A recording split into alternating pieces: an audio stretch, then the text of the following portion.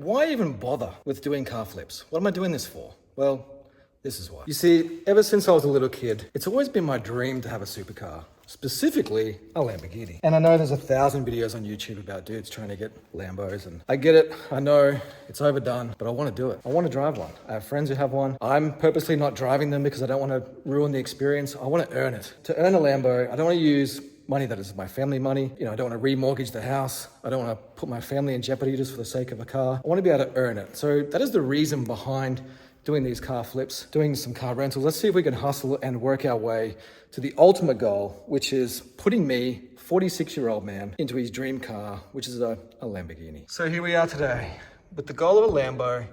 We're looking at about $300,000. Now I can get a Gallardo 2008 maybe with high Ks for 200K maybe, but let's aim for a Huracan around that 300K mark. Now from a maths point of view, it's actually not that difficult. If I make $3,000 per car on average, we're gonna do 100 cars. Now the problem we have is that in Australia, you can only do 3, 4, 5. No one really knows what the answer is, but you wouldn't really be doing more than 5 cars a year. The brick wall I've run into is that. What I have done last year, I actually went through the process of getting my dealer's license, getting a course. So I'm gonna apply for my dealer's license and do it properly that way and see if we can hustle our way, work my way, stick and grind, and see if I can get my chance. Just that one slither of hope by myself. A Lamborghini. I just bought this cheap Kia Rio for $1,000 off Facebook Marketplace. And it's one of those marketplace buys where you're scrolling at 10, 11 o'clock at night, you see it for $1,000. What could possibly go wrong? So I bought it, picked it up the next day, and just got delivered. So a 2012 Kia Rio for $1,000. This is a $10,000 car.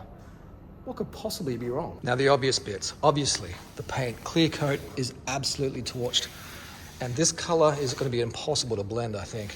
So roof, the bonnet is absolutely gone. The usual spots, mirrors, all the door handles, the clear coat is just disintegrated. And of course, on the top of the boot at the back, little dent here as well. And there's a little dent, I guess the top of the doors right there as well. And this dent on the driver's door is a nice little surprise that I didn't see in the photo. The PDR guy should be able to get that out, polish that up maybe, should be all good. But that's not the real reason why this was $1,000. This could be why. This is what I always look for when I do marketplace buys, is things like this. 93,246 kilometers, should be all good. But if we look over here, engine light, airbag light. Other things that need some work as well is the little button under there will need replacing, which is going to be that whole piece, I think. Probably go on from the wreckers. And of course, the boot struts are absolutely gone. Of course, if the paint is gone on the bonnet, headlights need polishing. That's an easy one. And if we look under the hood here, everything's actually pretty tidy. No major oil leaks, battery looks good. So really, the engine light should be nothing. Engine still runs good, starts up well, doesn't splatter, doesn't spurt. So hopefully, fingers crossed, it's just a little sensor or something, and that engine light goes away. So I'll get that scan tooled, and then we'll go from there. But this is the gamble you take with buying cars off Marketplace. You can either pay full price, or you can do little gambles like this, and see if we can get it painted, clear coated, get the engine light gone, put some new tires on the front, and hopefully this thing could turn into a few dollars. We'll see. So rear tires, tread-wise is good, dated 2019, so normally around 5-6 years. We'll see if they pass roadworthy. Front tires, definitely not. They are not passing, chewed out on the fronts, and they're gonna need replacing, so $100 each for the tires, depending on the scan tool. So we paid $1,000 for the car. Let's do some maths. All right. Kia Rio gold. Is it gold? Buy price 1,000. I had to get it picked up because I was a bit busy being lazy. 500. In it for $500 delivered. No auction place fees, no other fees because it's a marketplace buy. No transfer fees, no rego, no roadworthy, nothing. I'm gonna scan it. Is going to be $0 free. I think I'm going to be in it for tires, maybe $250, roadworthy, RWC, 90 bucks. I think paint, I'm only guessing, I haven't done that level, maybe 3K backyard job. So we're at 3, 4, 4.5, 4, 750. We still probably got another 1,000 or so to play with. Airbag light, airbag, engine light. Let's say 1,000, maybe. If you can read my scribble, far out, my writing is terrible. 3, 4, 5, 5, 5, 5, 750. My math is not mathing. Let's say we're in it for 5.5, maybe. I think it's probably at 8 to 10K car.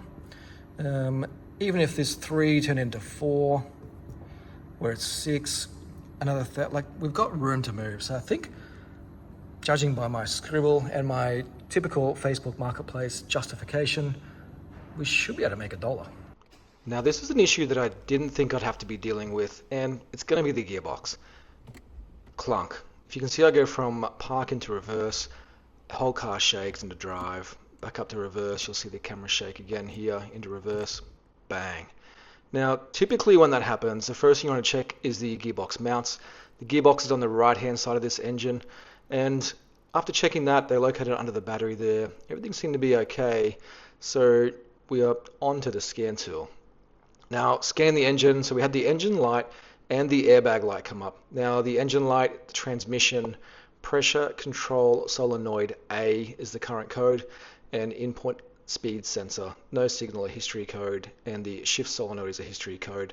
So the main code that we're dealing with is the pressure control solenoid, and that makes sense for why the gearbox is clunking, because it's not having enough pressure to holding enough pressure to push it into gear, is my understanding. Again, I'm not an expert at this, so I'm not 100% sure, but that's what I'm thinking. So I'm going to replace the pressure control solenoid. That solenoid is inside the gearbox, and I have never done that before, but we're going to have a crack, right? And this is sometimes what happens when you're doing a car flip and you take these gambles and you see with an engine light or a transmission issue. So here we are. So to get to the gearbox mounts, you've got to pull the battery out, the airbox out, and you can see the gearbox under there. Everything looks fine. The air filter obviously needs to be changed. It's just full of crap in there, so I'll get that changed out. Look at those leaves and garbage in there. So we'll get that done, give the car a service as well, but there's the battery. I ripped it all out, and that's as far as I got. Now, underneath the car, I pulled the plug off the gearbox, and I wanted to see the color of the fluid, which would give us an indication of what's going on. The fluid is clear, not black, no metal shavings, so far so good. So the next thing to do then is to do the pressure solenoid, which is inside the gearbox. The gearbox I can access underneath. I've found the diagram. I've got all the details for it. I've ordered the parts. It's going to be a couple of days to get that in. So that's where we're at. We have to wait till we get that done. I've never gone inside a gearbox, but I'm going to give it a crack. Worst case scenario, I make a mess of it. The gearbox, to buy a gearbox of these, you're probably under $1,000 maybe, so it's not the end of the world. But I'd like to have a go. That's what part of this journey is learning and exploring and finding these things out. And hopefully once we do that, we'll do another scan tool on the car, clear the codes, and fingers crossed, we fix the gearbox issue, the engine light gone, airbag light gone, and we can get to detailing and getting a service and everything else done on this car. So I'll catch you in the next one.